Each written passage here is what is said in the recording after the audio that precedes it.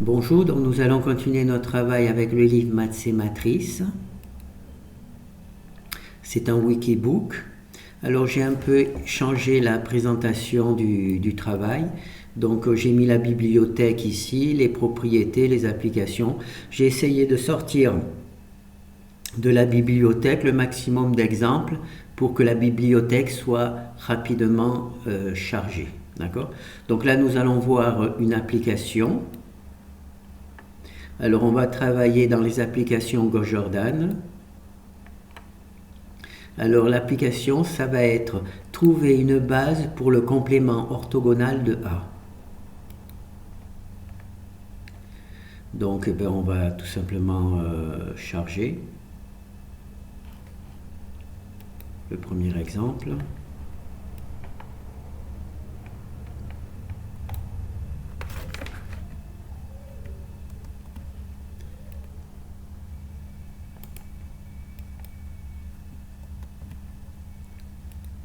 Donc c'est bon, ça marche. Donc on va un peu agrandir pour lire ce qui a marqué. Alors ce que l'on cherche à calculer, c'est pas de chance, c'est pas écrit, c'est trouver une base pour le complément orthogonal de A. Donc on a une matrice A, on veut trouver une base qui soit une base pour le complément orthogonal de A. D'accord ? Alors, l'algorithme que l'on va utiliser, on va commencer par calculer les variables libres du système AB, d'accord ? Les colonnes de B fruits sont une base, les colonnes de B fruits sont une base pour le complément orthogonal de A, et ici on va vérifier, donc peut-être que c'est mieux c'est de le montrer. Alors, ce que l'on veut, c'est trouver une base orthogonale, la base complément orthogonale de A. Donc c'est un ensemble de vecteurs que quand on multiplie A par ces vecteurs, on va obtenir toujours 0, puisque orthogonal, c'est ça. Puisqu'on peut dire que la multiplication des matrices, on peut considérer que quand on multiplie une ligne de A par une colonne de B, on fait un produit scalaire. D'accord ? Donc ici c'est notre matrice sur laquelle on veut travailler. Bon, comme on veut travailler sur un système, on est obligé d'introduire B. Ça c'est particulier pour mon travail, puisqu'on ne peut pas travailler sur un système s'il n'y a pas B. Donc là on a donc notre matrice A avec le vecteur B. D'accord ? Alors ici on a, comment ça s'appelle, utilisé la fonction Gauss-Jordan avec no. Alors on se rappelle partial pivoting, on met no, pourquoi? Cette fonction Gauss-Jordan va mettre le pivot A1 et 0 sous le pivot. Le pivot A1, 0 sur le pivot. Le pivot A1 et 0 sur le pivot. D'accord ? Par contre, au-dessus des pivots, il ne va pas faire de modification. D'accord ? C'est le no qui permet de faire. Si vous mettez yes, il y aura 0 au-dessus des pivots. Alors ici, on s'aperçoit qu'il y a une matrice qui a 6 colonnes. 1, 2, 3, 4, 5, 6. Ça, c'est la colonne de B. Et qui a 4 lignes. Bon, pour introduire les variables libres, nous savons qu'il faut, s'il y a 6 colonnes, il faut qu'il y ait 6 lignes. D'accord ? Donc là, il faut rajouter au moins 2 lignes. D'accord ? Et en plus, donc pour avoir 6 lignes, on voit qu'il y a, dans nos 6 lignes, il y aura déjà un pivot, 2 pivots, 3 pivots. Donc ça veut dire que dans nos 6 lignes, il y aura 3 variables libres. Donc ici, on s'aperçoit qu'il y a une ligne qui est nulle. D'accord ? Donc il faudra rajouter 3 variables libres. Alors c'est ici, donc ici on a notre matrice, d'accord ? On a notre matrice avec 6 colonnes et 6 lignes, d'accord ? on a introduit les variables libres et on a résolu le système dans le sens où maintenant les pivots ici c'est 1, c'est 1 et c'est 0 au-dessus et au-dessous du pivot. Ici c'est 1, c'est au-dessus et 0 au-dessus et dessous. Ici c'est 1, au-dessus et en dessous c'est 0. Ici c'est 1, au-dessus et en dessous. Et ici c'est 1. Donc là on a résolu notre système. D'accord ? On y a introduit les variables libres. Et on a, comment dire, résolu le système, d'accord ? Et ici, on a donc nos variables libres et ces vecteurs, ces trois vecteurs colonnes, premier vecteur colonne, deuxième vecteur colonne, troisième vecteur colonne, devraient en théorie être perpendiculaires au vecteur ligne de A. Alors c'est ici, donc le vecteur ligne ici de A, il y en a un vecteur ligne, deux vecteurs lignes, trois vecteurs lignes et quatre vecteurs lignes de A. Là il y a le A sans le B, c'est pour ça qu'il n'y a pas de 0. Le B il est ici, donc ce B là il est un petit peu inutile, puisqu'on a juste ici nos trois colonnes qui représentent les vecteurs que nous cherchons à calculer. Alors si on multiplie la première ligne ici par la première colonne ici, on obtient 0. Si on multiplie la première ligne ici par la deuxième colonne ici, on obtient 0. Si on multiplie la première ligne ici par la troisième colonne ici, on obtient aussi 0. D'accord ? Je dis 3, 1, 2, 3 parce que le B, je ne la compte pas, bien sûr. Ici, la même chose, si je prends la deuxième ligne de A et que je la multiplie par la première colonne de B, on obtient 0. D'accord ? Et ainsi de suite. Cela veut dire que toutes les lignes de A, quand on les multiplie par toutes les colonnes de B, on obtient toujours 0. Et en fait, c'est le produit scalaire de la ligne par la colonne de B qu'on obtient 0, et le produit scalaire quand il est nul, naturellement, cela veut dire que si le produit scalaire est nul, ça veut dire que les deux vecteurs sont orthogonaux. D'accord ? Là, on peut en faire un manuellement pour vérifier.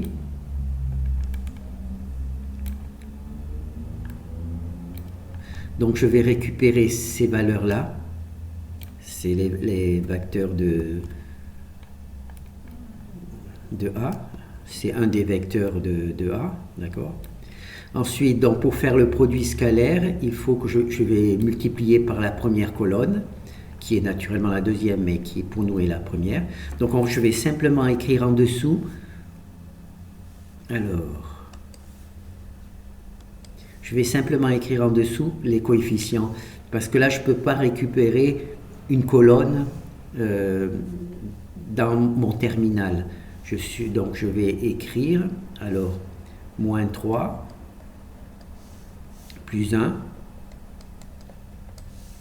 0, plus 0, et là c'est tout des zéros, plus 0, plus 0, plus 0. Alors, vous vous rappelez, pour calculer le... Oh ben ça, on va tirer une belle droite.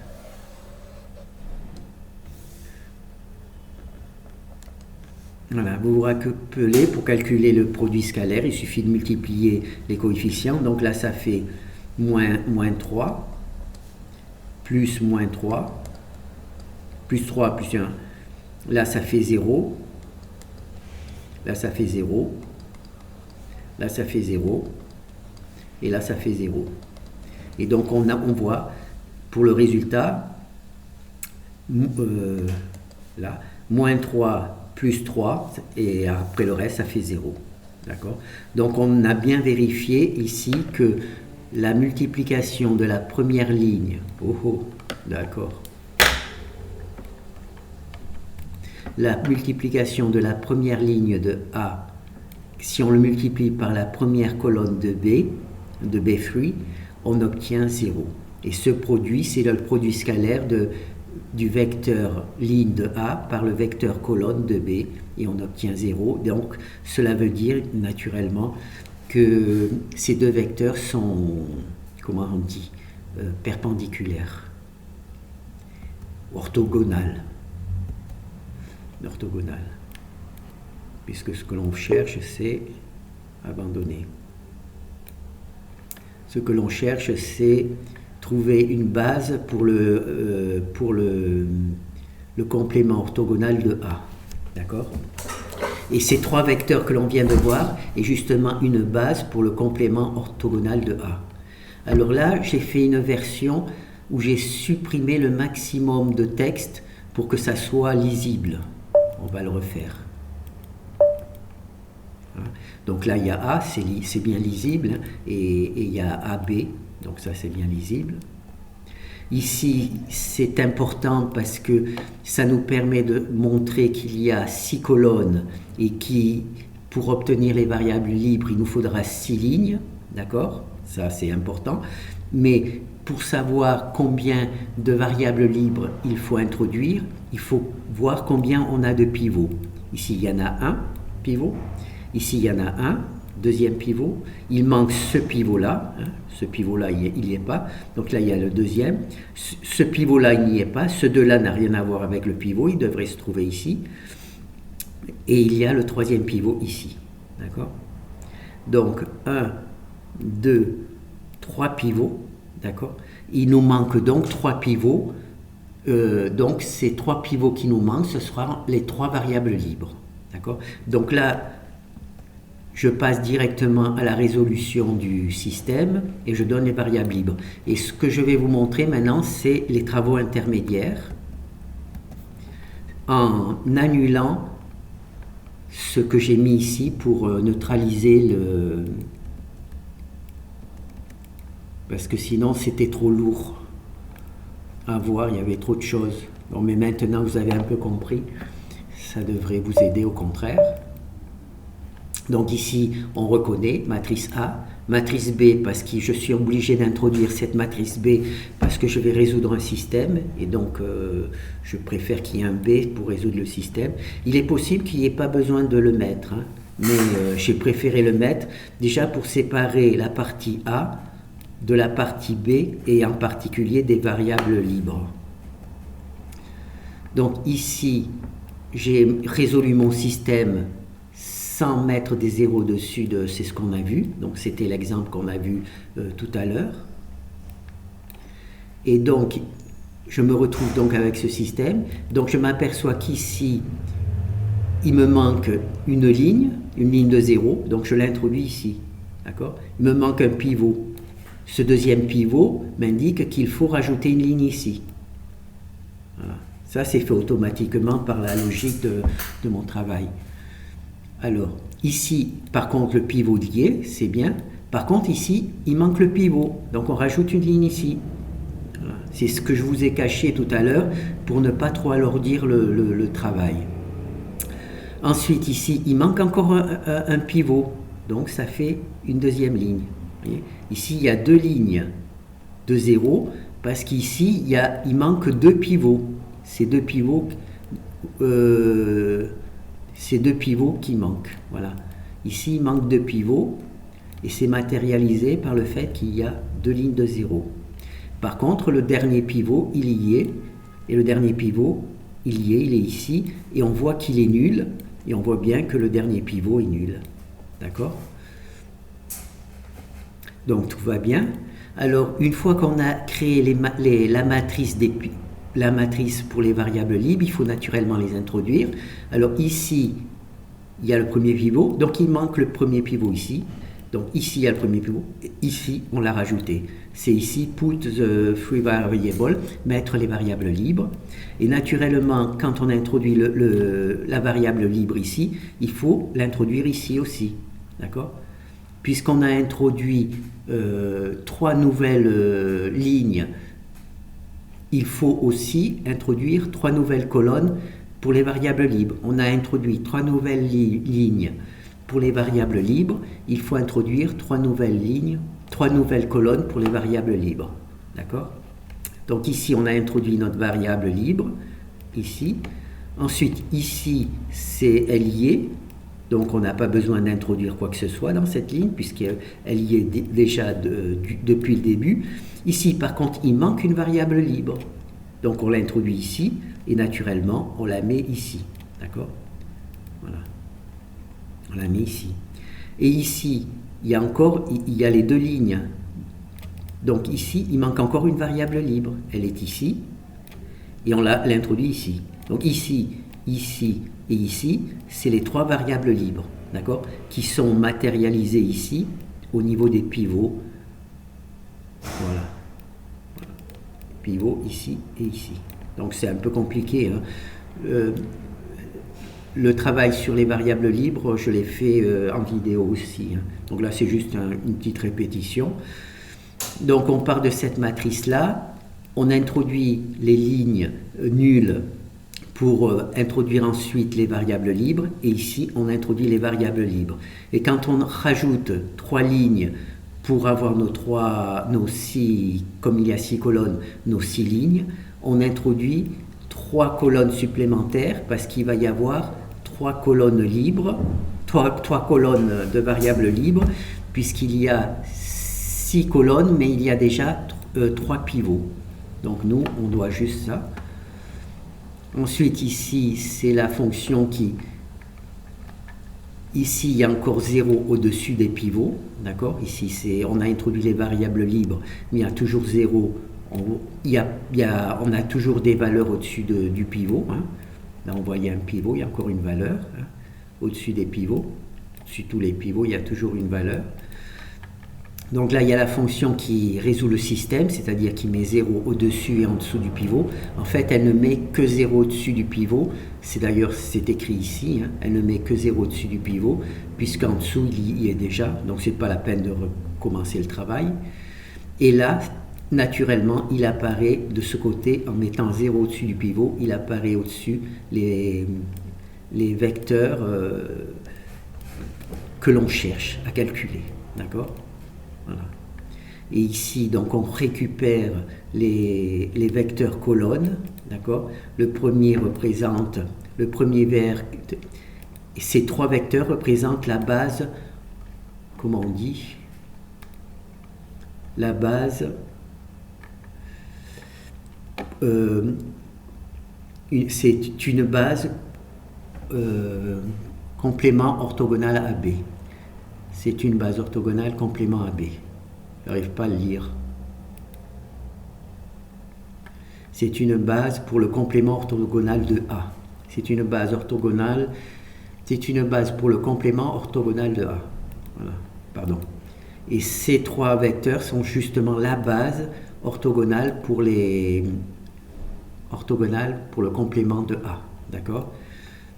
Donc ici, j'ai fait apparaître les variables libres, hein, juste pour le plaisir de les faire apparaître, puisqu'il y a le truc. Ici, c'est juste la matrice simple. Et c'est ici qu'on vérifie que quand on multiplie la première ligne par la première colonne, on obtient 0. Quand on multiplie la première ligne par la deuxième colonne, on obtient 0. Quand on multiplie la 4e ligne par la 4e colonne, on obtient toujours bien 0. Voilà. Donc c'est un travail qui est un peu intéressant. J'ai trouvé que c'était intéressant, donc on va fermer. On va faire un deuxième exemple.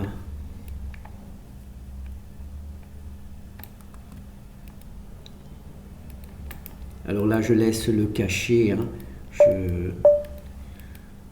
C'est exactement le même. On a A, on a B, on a AB. Ici, on a le résultat qui nous permet de savoir combien. Donc il y a un pivot, 2 pivots, 3 pivots. En plus là, ils sont bien, ils sont en ligne, hein, 3 pivots. Il y a une ligne de 0. Comme il y a 1, 2, 3, 4, 5, 6 colonnes, il faut qu'il y ait aussi 6 lignes. Donc il y en a, comme il y a 3 pivots, il y aura 3 variables libres. Donc ici, on a sauté une partie. Ici, on met 0 au-dessus du pivot, pour simplifier. Et ici, on a nos 3 colonnes qui sont une base. C'est une base une base pour le complément orthogonal de A. C'est une base pour le complément orthogonal de A. D'accord? Ces trois colonnes sont une base pour le complément orthogonal de A.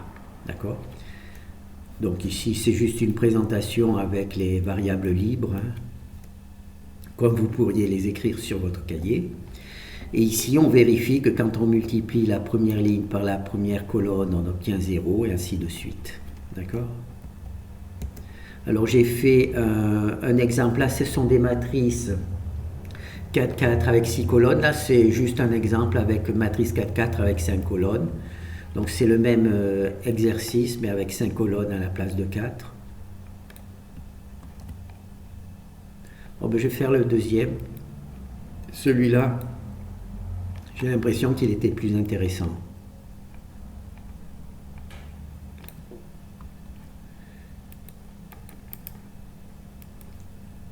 Voilà, donc on va lancer.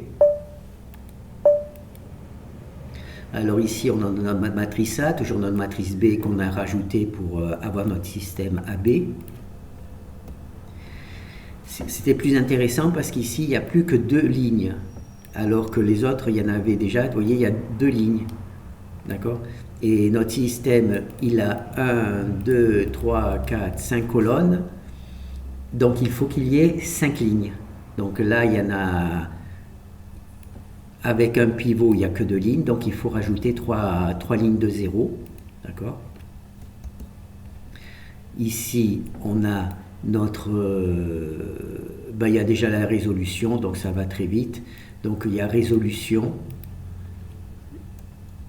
Et on voit bien toujours le même principe, on multiplie la première ligne par la première colonne, on obtient bien 0. D'accord? On va juste voir cet exemple sans le... en entier.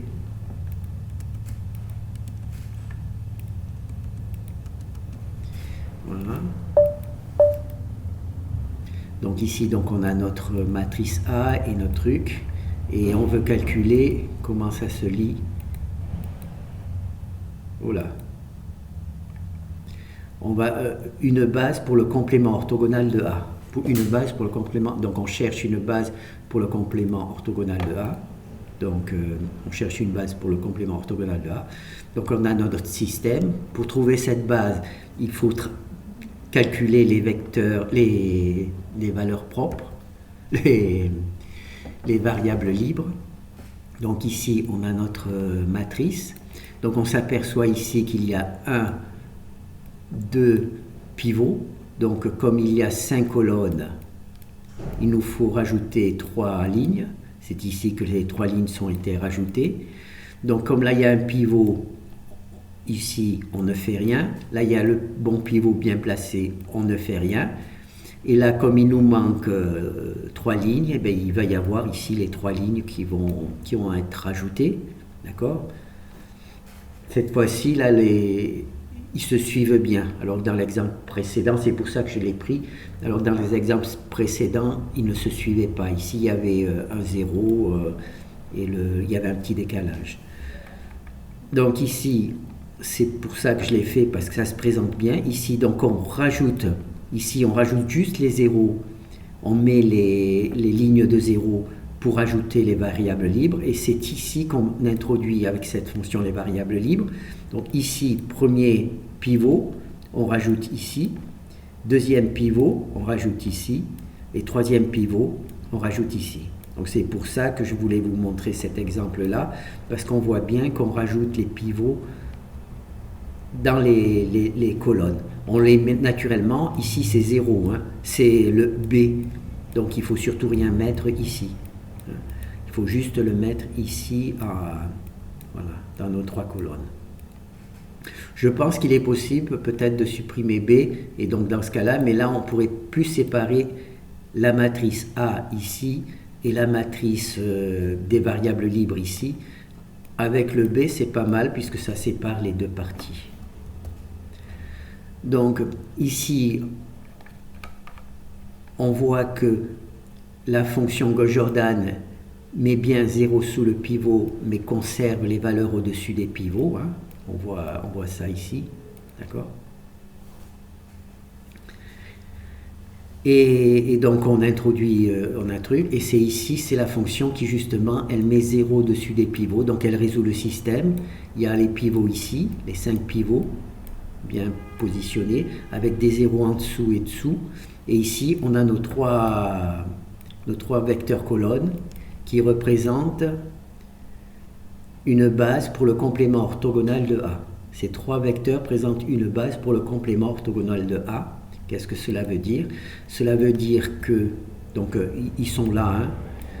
Là je les ai récupérés pour montrer, j'ai récupéré avec B, et là je les ai mis pour le plaisir avec une petite variable T, d'accord? Cela veut dire, alors, une base pour le complément orthogonal de A, d'accord? Une base pour le complément orthogonal de A, ça veut dire que si on prend les lignes, les vecteurs lignes de A, qu'on les multiplie par les vecteurs colonnes de B, on obtient toujours 0. Ça veut dire que les lignes de A sont orthogonales aux vecteurs colonnes de B. D'accord?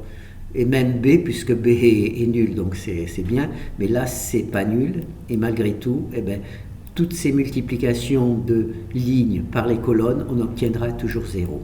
D'accord? C'est ici que l'on voit que l'on multiplie, A par les vecteurs B free, et on obtient AB free et on obtient la ligne de 0. D'accord? Voilà. Donc c'est un peu compliqué, je ne sais pas si je me suis bien fait comprendre. Hein. Alors, ce que l'on veut, c'est trouver une base pour le complément orthogonal de A. Alors pour obtenir ce travail, ce qu'il faut, il faut calculer les variables libres, donc créer un système AX égale B, d'accord, où B sera nul. Et en résolvant ce système et en faisant apparaître les variables libres, on obtiendra cette base sous forme de colonne. Alors ici, j'ai neutralisé l'affichage des calculs intermédiaires. C'est avec cette commande-là pour ne voir que les choses intéressantes. D'accord? Donc là, on va voir le dernier. Donc ici, c'est le truc. Donc on va voir le résultat.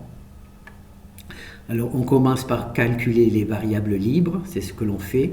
Les colonnes de B free sont une base pour le complément orthogonal de A. Les colonnes de B free sont une base pour le complément orthogonal de A. Ça veut dire que si on multiplie A par B free, on obtient toujours 0. Cela prouve que les vecteurs lignes de A sont orthogonaux aux vecteurs colonnes de B. D'accord? Alors ici on a A, ici on a B, et ici on a notre système AB. D'accord? La première chose à faire, c'est naturellement, quand on résout le système, c'est de vérifier que le nombre de pivots que l'on a, ici il y en a un, ici il y en a un, donc ça fait 2 pivots, et ici on n'a plus que des lignes de 0, donc il y a 2 pivots, comme il y a 5 colonnes, il nous faut 5 lignes, et c'est ici que les 5 lignes s'apparaissent, d'accord? Bon, ici on en est déjà on a sauté la partie qui consiste à montrer l'installation des variables libres, d'accord? On se retrouve déjà à la résolution du système en mettant 0 au-dessous et en dessous du pivot, d'accord? Les pivots ici au-dessus et en dessous, c'est 2. Et là, on a bien récupéré nos colonnes. Ces 3 colonnes représentent lecture. Ces 3 colonnes représentent une base pour le complément orthogonal de A. Ces 3 colonnes représentent une base pour le complément orthogonal de A. D'accord? Et pour nous assurer que cela est exact, c'est ici qu'on multiplie A par B free et qu'on obtient toujours la matrice nulle. D'accord? On multiplie, alors A, il est sous forme de colonne, sous forme de ligne. Donc les vecteurs de A sont des vecteurs de ligne, et les vecteurs de B, qui sont le calcul ici des variables libres, hein, c'est ici, c'est ce qu'on a récupéré ici, ils sont sous forme de colonne. D'accord? Et c'est comme ça, en multipliant les lignes par les colonnes, qu'on obtient 0. Et cela prouve que les vecteurs lignes et les vecteurs colonnes sont orthogonaux entre eux. Voilà.